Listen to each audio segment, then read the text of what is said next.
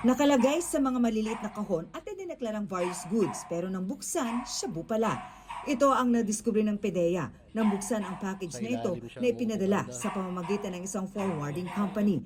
Various goods lang ang nakalagay. So, it's very broad. Unlike yung mga iba na nakakonceal sa coffee maker, mga equipment.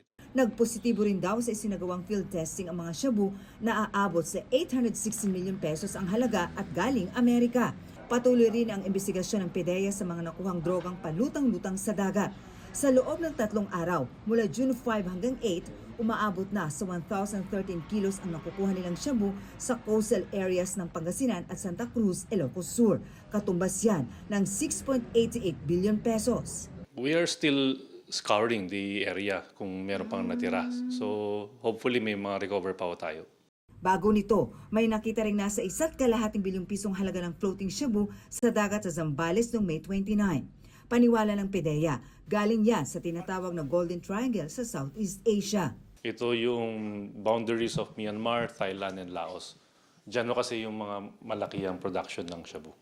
Isang transnational drug syndicate daw ang nasa likod sa mga na-recover na nakalutang na mga shabu. Pero hindi na muna nagbigay ng detalyang PDEA. Pero malaking grupo raw ito na nag-operate sa Asia, sa Pacific region, maging sa North America at Europa. Meron daw umbrella organization ang mga ito at may mga local counterparts sa iba't ibang bansa, kabilang ang Pilipinas.